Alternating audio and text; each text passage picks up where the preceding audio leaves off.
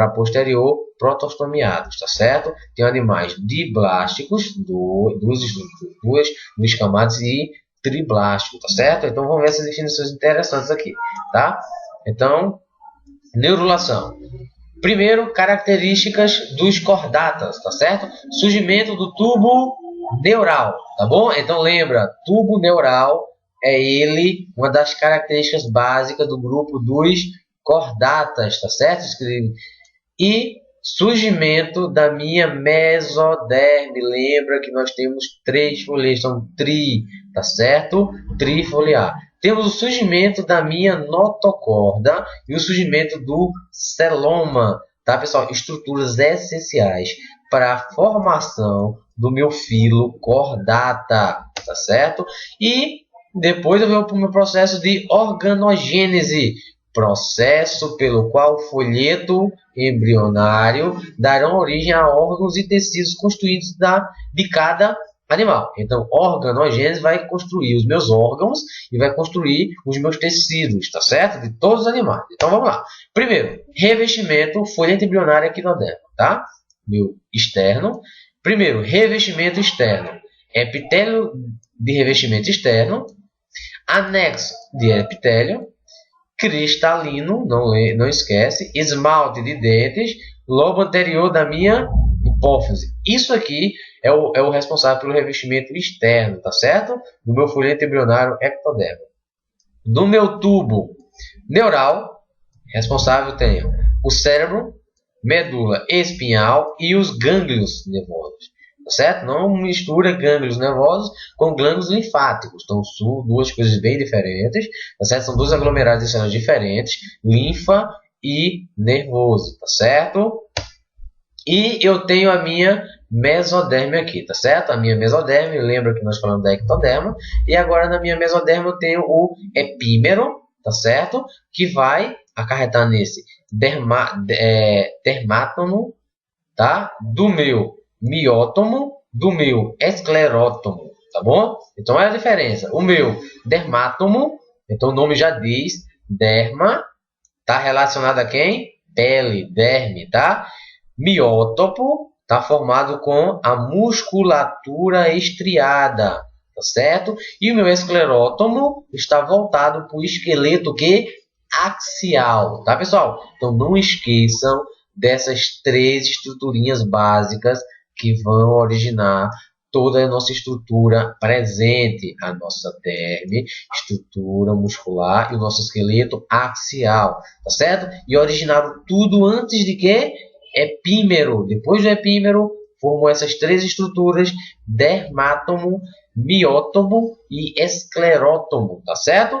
Mas eu também tenho, além desse meu epímero, eu também tenho o meu mesômero, tá certo? Esse meu mesômero vai acarretar em quem? Pedúnculo do sômito, que futuramente vai formar o quê? O meu aparato urogenital, tá? E eu tenho agora também o meu hipômero, tá certo? Que ele vai se diferenciar aí somatopleura e esplenopleura, aonde esse somatopleura vai formar quem? Musculatura visceral do pericárdio, tá certo? E o meu famoso pericárdio, desculpa. E o esplenopleura vai formar musculatura lisa, miocárdio, endocárdio e endotélio. Galera, não esqueça, epímero, mesômero e hipômero, tá bom? Quando eu falo do meu epímero, eu não posso esquecer do dermátomo, miótomo, esclerótomo. Quando eu falo do meu mesômero, não posso esquecer do meu pedúnculo do sômito. Quando eu falo de hipômero, somatopleura, esplenopleura, tá certo? Aonde a minha derme, minha musculatura estriada, meu esqueleto axial, todos são derivação do epímero, tá? O meu aparato urogenital são derivação do meu mesômero, musculatura visceral, pericárdio, musculatura lisa, miocárdio, endocárdio e endotélio, todos são derivação do hipômero, tá certo? Tudo isso do meu folheto da mesoderme. Não esqueça, galera, ectoderma falando anteriormente, mesoderme estamos falando agora, tá? E continuando, o meu endoderma, a parte mais interna. Olha a formação: tubo digestório, fígado e pâncreas. Então, falou do endoderme, da endoderme, túbulo digestivo, fígados e pâncreas, tá certo, galera? Sistema respiratório, que é formado por pulmões e fendas branquiais. Então, olha, falando do endoderme, a parte mais externa, tá certo? Dos meus folhetos embrionários. Lembra que nós temos 3 folhetos embrionários: ectoderma, mesoderma e endoderma. É de suma importância saber cada derivação desse, de o que originou, tá? Quero saber o meu ectoderma originou aqui, tá certo? O meu endoderma originou o quê? O meu mesoderma originou o quê? Eu preciso de mais, é necessidade. Você necessita disso, tá certo? E eu tenho o meu revestimento interno da minha bexiga. Olha, galera, não se esqueça, no meu anterior, o aparelho urogenital é formado pelo mesoderma, beleza. Porém, o revestimento interno da bexiga é formado pelo endoderma. Então, ó, só relembrando, eu tenho o meu folheto embrionário ectoderma, revestimento externo, tá? Epitélio de revestimento, anexo epidérmicos, cristalino, esmalte dentro e lobo anterior da minha hipófise, tá certo? Da minha hipófise. E o tubo neural, tá certo? Cérebro, medula espinhal e gânglios. Então, ó, falou da parte embrionária, da parte nervosa, falou da parte de anexo epidérmico, tudo isso anexo, tá certo? Não é epiderme, não é derme. Anexo é uma coisa e a derme é outra. O nome diz anexo epidérmico, tá? Falou disso, estou falando de ectoderma. Falei de mesoderma, não esquece: derme, musculatura estriada, esqueleto axial, tá certo? Aparelho urogenital, sem esquecer que a parte interna da bexiga é formada por quem? Pela endoderme, tá certo? Musculatura visceral, pericárdio, musculatura, miocárdio, endocárdio e endotélio. Mesoderma, todos eles, tá? Endoderme, falei de quem? Fígado, pâncreas, tubo digestivo, sistema respiratório e revestimento da bexiga. Não esquece desse detalhe, tá certo? E depois de tudo isso, olha o que nós temos. Que coisas tão lindas, né? Olha que coisa mais linda, mais cheia de graça. Então, muito bonito, tá certo?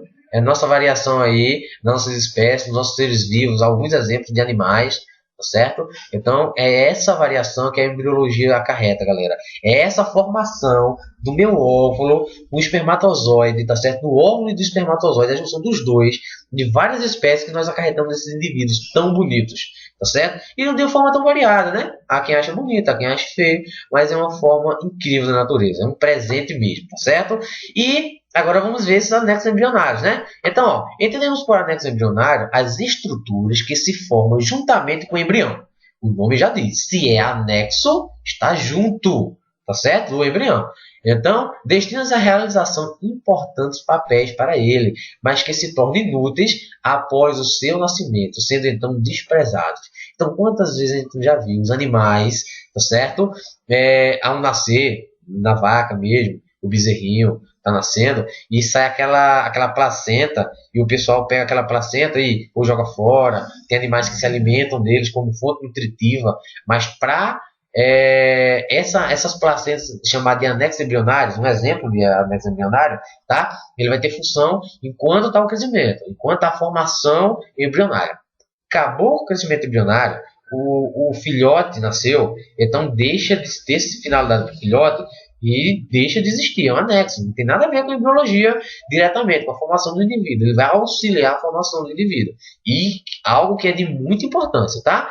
Como também não pertence à mãe, os anexos, no caso dos mamíferos, são expulsos no útero, logo após o parto, liberam tudo, tá certo? Por isso que antigamente, pessoal, com a deficiência da medicina, a dificuldade também por isso, muitas mulheres vinham a morrer porque ficavam com seus anexos embrionários dentro do seu útero.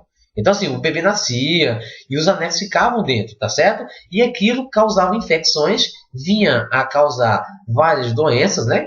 Várias infecções intestinais, dava uma infecção generalizada e a mulher vinha a morrer dias depois do parto, tá? E isso é algo que é bem raro acontecer hoje, né? mesmo a saúde não estando nos seus melhores momentos, mas essa situação não acontece de forma tão rotineira como acontecia antigamente, tá certo? Então, um exemplo, o saco vitelino ou vesícula vitelínica, tá certo? Função principal desse saco vitelino, tá certo? Vitelino, tá? Função principal, armazenar substâncias nutritivas. Quais são essas? O vitelo. Por isso que se chama saco vitelino.